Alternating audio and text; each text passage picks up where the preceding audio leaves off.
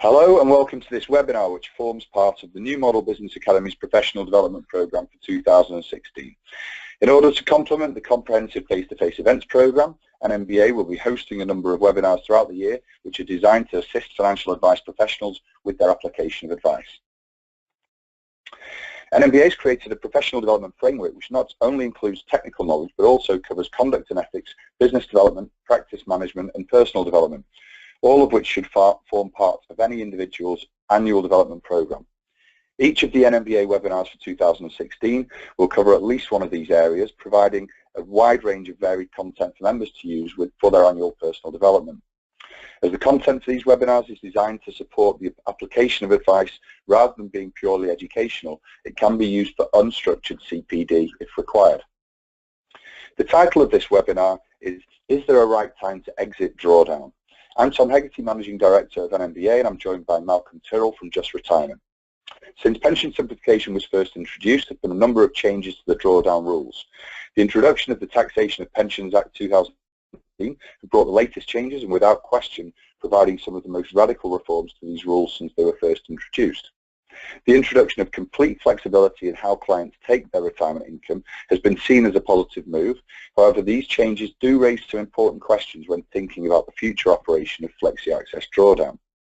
With this in mind, it's important to take a fresh look at the drawdown review process with a need for a robust and possibly different review processes, how the drawdown review process is structured, and how the changes introduced may affect the review process moving forward.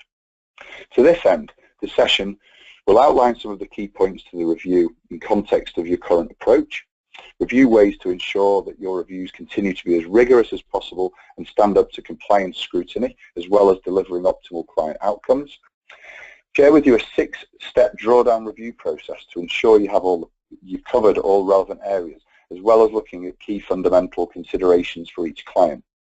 Consider the fact find update and share with you 5 simple health and lifestyle questions that can be asked at each review to get the best possible view on a client's ability to obtain enhanced rates.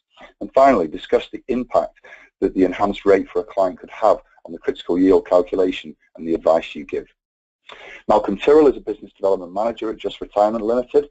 He has over 35 years experience in the financial services industry and has worked for a number of major providers in consultancy roles. He also spent time developing his own IFA office. For the last 25 years, Malcolm has specialised in training and business development. Seeing huge opportunities for the in-retirement market, he moved to Just Retirement in 2007 to support their growth and develop activity with advisors across the UK. Now, I'm going to pass over to you, Malcolm. Thank you, Tom. Hello to you wherever you are and whatever time it is that you're tuning in. My plan for the next half hour or so is to work through what Tom has just introduced and talk about drawdown from a review perspective. As Tom mentioned, the regulator has been looking very closely, not surprisingly, at later life advice, primarily since the introduction of freedom and choice. And as Tom mentioned, because of those choices, the regulator has flagged up a number of concerns, and it's those concerns really that I want to talk about this morning. Just to make sure that you are aware, I'm sure you are, but just to make sure that you are aware of what these issues are, what the impact of those issues are, and then just as importantly, to try and provide you with some suggested solutions. We're not anticipating in a million years that you will adopt everything that I'm talking about this morning, but hopefully if we can at least give you selected solutions to the problems that are being raised, you can then take those things forward. So there's our learning objectives. I won't go through them again. I'll basically be using them as an agenda. Excuse me. You will of course get copies of these slides if you request them. And I'll give you details of how to do that at the end of this presentation. So, moving forward, as I mentioned, the regulator has real concerns about the changes that have been offered to clients in later life. And one of the concerns that they've raised, of course, is that since the removal of the necessity to buy an annuity at age 75, which admittedly was 3 or 4 years ago, the combination of that and the freedom and choice options that are now available to clients, what they're anticipating and what we're anticipating is that going forward, we will have potentially clients remaining in drawdown to older ages that have never been seen before. And the concern is that these clients think differently. I'm sure if any of you have older clients and advise older clients, you'll know what I'm talking about. They approach things differently, largely because of concerns that they have around their age and the inability to correct any mistakes that may have been made. So things like marketing and sequencing risks, whilst clients probably won't appreciate that phraseology, they will be aware of the impact of those types of things. They will be concerned about inflation and changing circumstances, divorce, for example. And because of those types of additional risks, they're concerned about confiscation. Often it's confiscation that probably won't actually apply to them, but they have these concerns that they need addressed. Longevity is clearly a major concern for most older people. It's pretty obvious now that everybody knows they're likely to live longer into retirement. The issues around that are, well, how on earth do I afford that? And I'll come back to that at a later stage. That often leads to additional emotional risks, whether that emotional risk is relevant or even appropriate. Doesn't matter. At older ages, because of all the other things that I've been talking about, they often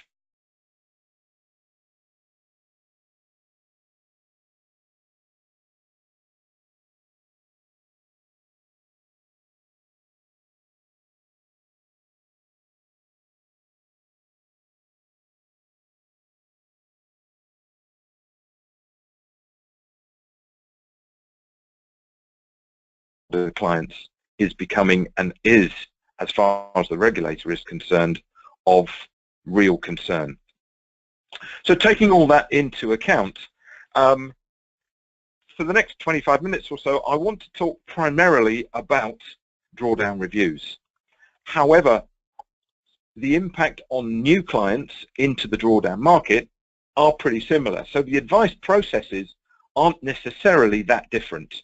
But what is slightly bizarre is that the regulator has flagged up this issue around drawdown reviews and the kind of things that they want to see incorporated in them, but they haven't actually given us any regulation yet for drawdown reviews.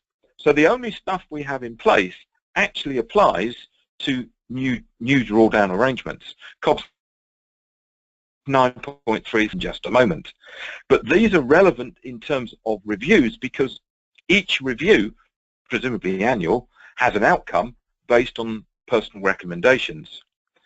So the COBS 9.33 is relevant despite the fact that actually it technically applies to new drawdown arrangements.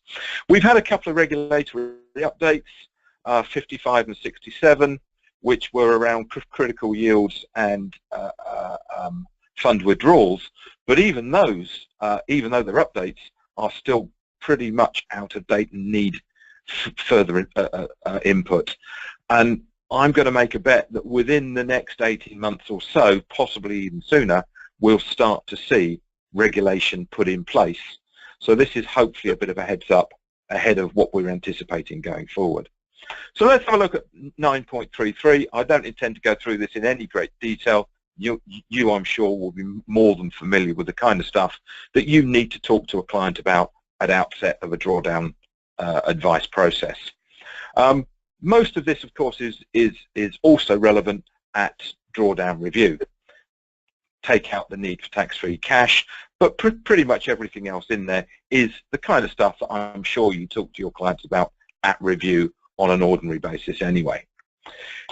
I want to dig into this, into these changes a little bit more than perhaps previously.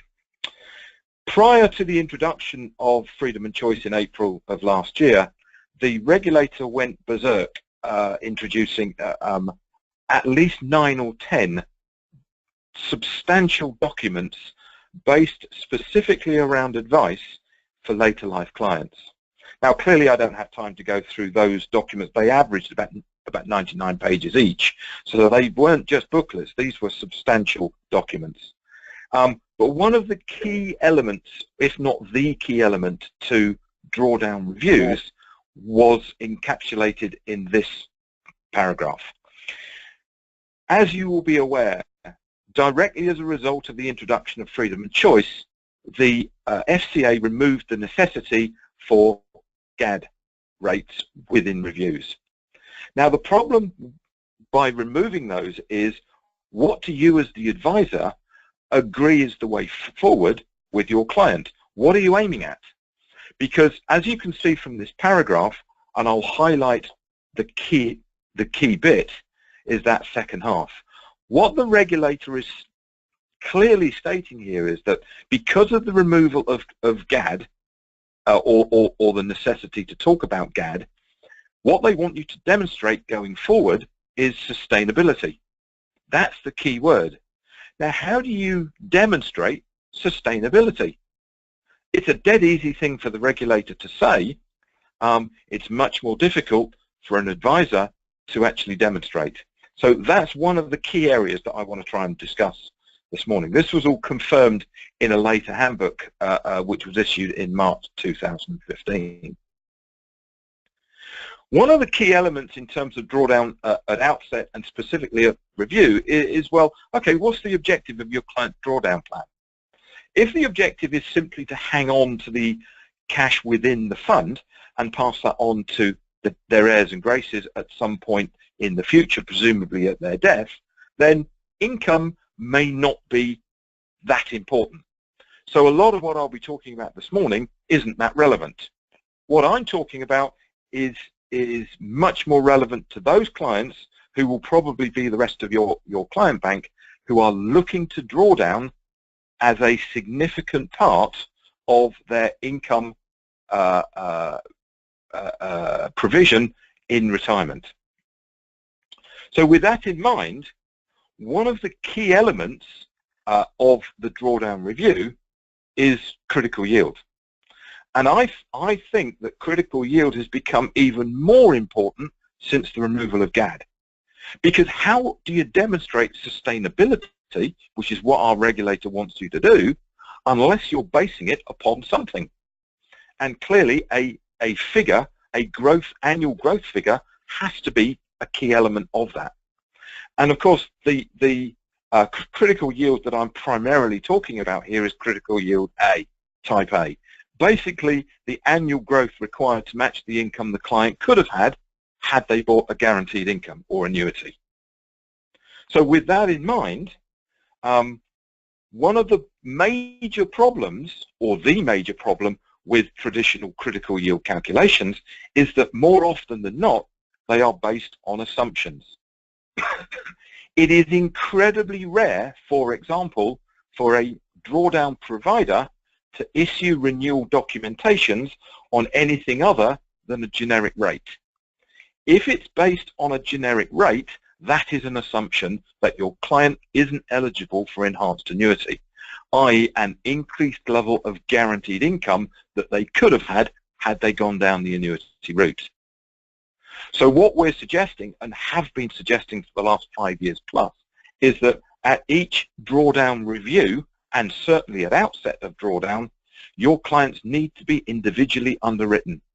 Because if they're not, how do you know if your client is eligible for enhanced annuity?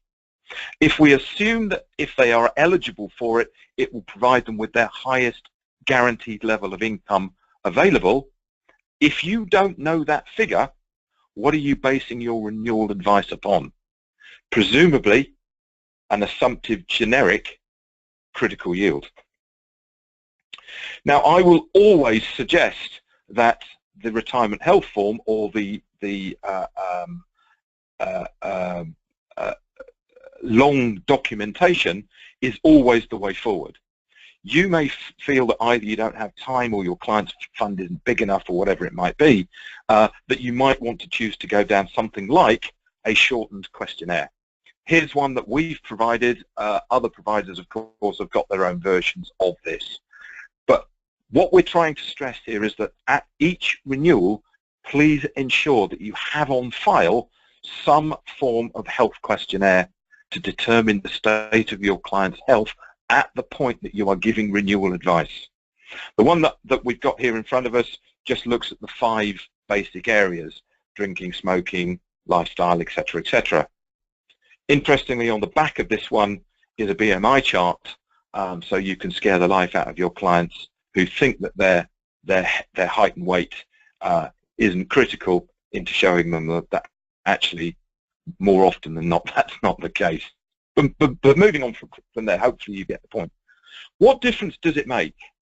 What difference does it make determining eligible level of guaranteed income in retirement? Here's a quick example. We've based it at age 75, and the only reason for that is that in our consideration, 75 is probably the key date to ensure where you're going with your clients in drawdown. The reason being, of course, is that all of the death benefits are taxable from this point on. Therefore, it wouldn't be appropriate, or probably wouldn't be appropriate, just to continue in the same. So we've just chosen 75 as an example. It could have been any particular age from 55 onwards. But in this example, what you can see here on the right-hand side in the pale green is a worst standard rate critical yield, 6.3%. In the current market, I would suggest even an annual growth of 6.3% is not easily achievable. Your client at age 75 would need to take an element of risk in order to achieve that as a figure, as a critical yield, compared to a worse standard rate. If we look at the standard rate, the column in the middle, you can see that in this example, you would require a critical yield of 7.35%. But on the left-hand side in the dark blue column, if your client was eligible for just a modest enhancement, and at age 75 there is a pretty damn good chance that they will be eligible for just a modest enhancement, you're looking at a critical yield of 8.25%, based on the highest possible guaranteed income that client could achieve.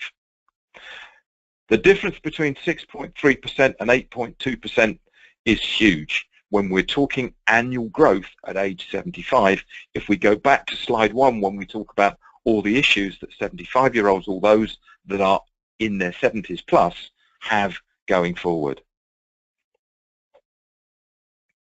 The other issue that I wanted to raise is this one of mortality drag. Mortality drag, as clients remain in drawdown for longer and longer and become older and older, becomes more significant. At age 65 in this example, what you can see is that you're looking at an annual additional growth required because your client is in an individual arrangement, i.e. drawdown, compared to a pooled resource like annuity. You're looking at an annual additional growth for that privilege of, I don't know, what's that, about 0.6% at age 65? But if we talk about clients remaining in drawdown for longer and longer, if you look at age 75, for example, as per our previous example, you can see that critical yield has doubled. You're looking at additional growth just to maintain or just to replicate what the client could have had they bought an annuity or a pooled investment, of 1.5% at least. And once that client starts getting into their 80s, you're looking at substantial additional growth required just to match what they could have had, in addition to the possibility of them being eligible for enhanced annuity.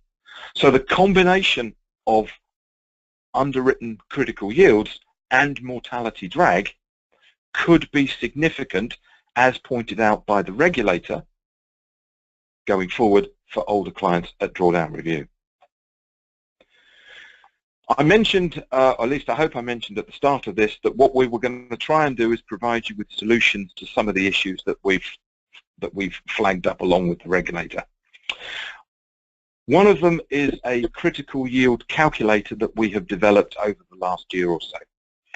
Ordinarily, it's quite difficult to obtain an underwritten critical yield from a non-underwriting SIP provider. So here's the solution. What this will enable you to do is to input the information into the yellow boxes, which will hopefully take a few seconds, and that will instantly provide you with an accurate critical yield A, and if you wanted it, a critical yield B.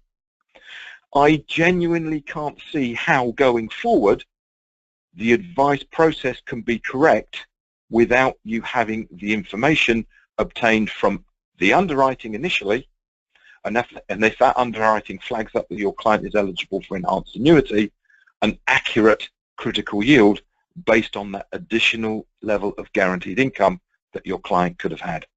Hopefully this is a solution.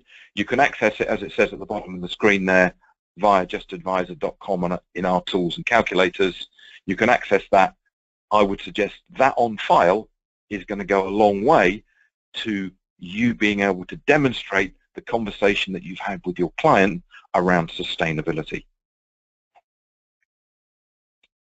We've also produced what we've called a triage letter to help you with the advice process at drawdown review. I'm sure a lot of the stuff that is contained within this letter you already cover. We're just bringing it together. And again, if you want information or more information on this, I'll show you how at the end of the presentation. But basically, the triage letter, as Tom mentioned earlier in his introduction, is a 6-point letter. And it asks your client at review 6 key questions. Firstly, would you like to review the income you're taking from your drawdown plan? Presumably the answer to that will be yes, because you're going to do the review anyway.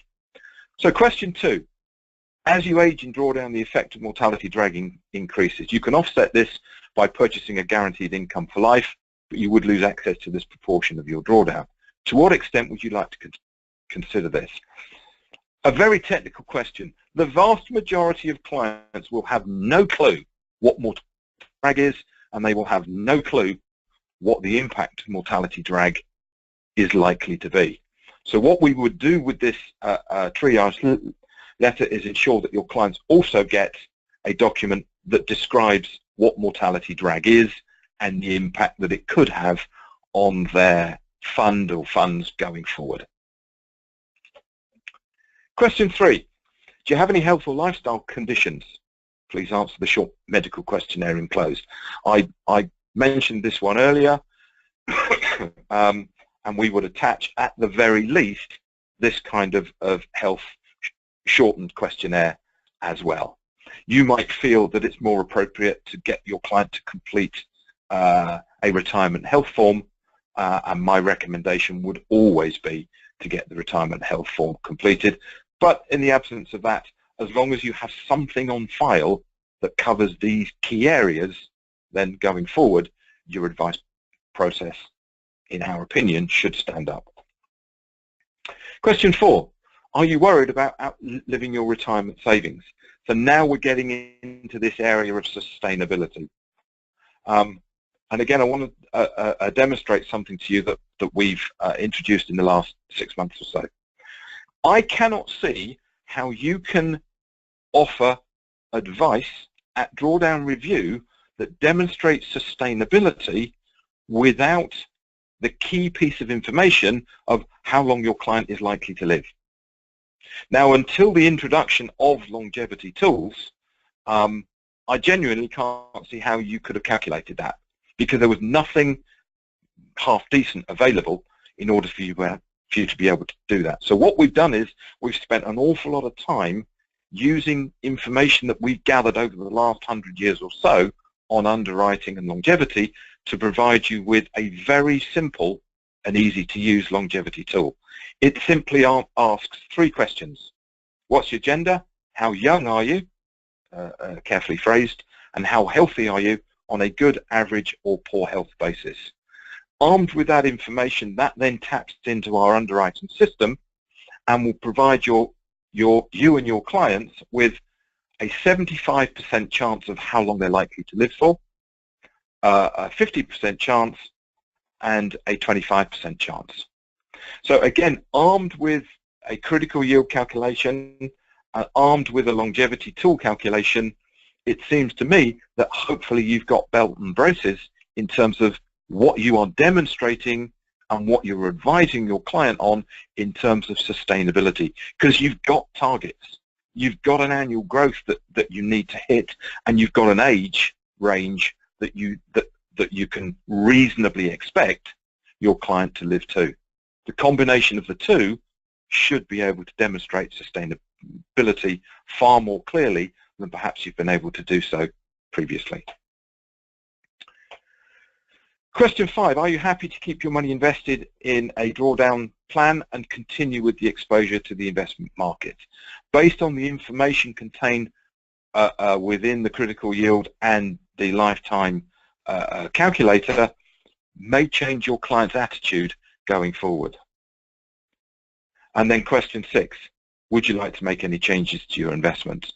That could easily be flagged up by the fact that the client needs to take greater risk, possibly, in order to achieve the critical yield that you've identified, if that client wants to maintain a higher level of income withdrawal than perhaps he or she ought to from their arrangement, because that will affect their sustainability going forward. If you haven't got this information on file, if you're not able to demonstrate that you've covered this area, these areas of advice, going forward, compliance will start to question in far more detail than perhaps they ever have previously how you've demonstrated sustainability as one of the key elements of drawdown review advice. There's one other calculator that I want to briefly mention to you, and that's our drawdown risk calculator. It's designed to pull together all of the kind of stuff that I've just been talking about. And I'll very quickly show you some screen dumps. What we've got here is a male 65 in average health with a £100,000 fund. Our underwriting will tell you that the highest guaranteed income that we would be able to offer him in this example would be 5,320. So if we take that forward and you tell the system what his underlying portfolio looks like in terms of exposure to equities, bonds, etc., what we can then do is calculate the risk of run out of money. And what this basically does is, on a traffic light basis, green to amber and red, flag up the likelihood of your client running out of money. And it compares it with the alternative of going down the guaranteed route, which on the left-hand side, as you can see, clearly has a nil risk of running out of money because it's guaranteed. And in this example, what you can see is that the 100,000 would have bought him an income, as I mentioned, of 5,320, as contained in the information at the top of the screen, and that would currently represent about a 23% chance of that client potentially running out of money before their life expectancy. If at the first review we take that forward, this client is now obviously age 66. His fund value has fallen to 85,000. So therefore, the new annuity quote based on his average health would tell us that the maximum level of income that we would be able to offer this client is 4,658. But the client says, no, I can't afford to take a pay cut. I want to maintain my income at 5,320. Clearly, there's now a greater risk of 38% of him running out of money. And if we take that into the second review at age 67, you can see that because of the level of the fund, the annuity quote again falls, but if he maintains his income, it puts his risk up to 43% of running out of money. I genuinely can't see how going forward you guys can meet the needs of the advice process that the regulator is requesting without the use of tools. So I would urge you to have a look at our tools, all of the other providers' tools, if you haven't already, and see how you can adopt them into your advice process, and particularly into your advice process at drawdown review. So in summary, please ensure that some or all of the stuff that I've been talking about this morning is adopted, if it isn't already, into your advice process for your drawdown clients. Please ensure that you can demonstrate all of the options that are available to your client, which are a huge number now, particularly with the introduction of freedom of choice, and that they are all clearly identified in the review documentation. I mentioned the use of tools earlier. We have a facility to demonstrate our tools to you in your offices on your laptops if you feel you would like to know a little bit more about what our tools can do. It's called a V-screen demonstration. You don't really need to know that, but if you would like to know a little bit more, it's all CPD-able. We will take over your laptop or your computer in your office and demonstrate the tools and what they can do for your advice process going forward. And if that's something you would like, on the next screen I'll show you how to ask for that. We have got a vast amount of information available in our back catalogue on our Just Advisor system, as have all of the other providers. If there's something that you want, pre-approach letters, health questionnaires, etc., etc., please ask us or have a look on our system. We've got a whole range of guys and girls on the end of a phone. That's their job. That's what they do all day long. And they would be delighted to hear from you if they can help you with your advice process or with anything that you want to try and identify on our systems. If that's the case, please contact us via events@justretirement.com. Head up your email with NMBA and Just Retirement webinar so that our guys can identify why you're inquiring about what it is that you're asking us for, and we'll ensure that the correct person comes back to you as soon as possible with the information that you need. There's our learning objectives. I've covered all of those. I won't go through them again. I hope there was something over the last 20, 25 minutes, 30 minutes or so that was of help to you, or at the very least it confirmed everything that you're already doing is in the right ballpark. Thank you for listening. There's our important information screen that everybody reads in great depth, of course. I'm now going to hand you back to Tom. Thanks again. All the best. That's great. Thank you, Malcolm, for that. Yeah, so in summary, I hope you've found the webinar useful, and you can see or you can use this session to improve the advice that you deliver to your customers. If you have any feedback on the webinar at all or require further information, as Malcolm's already mentioned, you can contact Just Retirement directly, or alternatively contact NMBA by emailing us at info@nmba.info or calling us on 01484 439 200. On behalf of NMBA, I'd like to thank Malcolm and Just Retirement for supporting this session and sharing the expertise with us. Please look out for other NMBA webinars that will be available to you throughout the remainder of the year, and thanks for watching.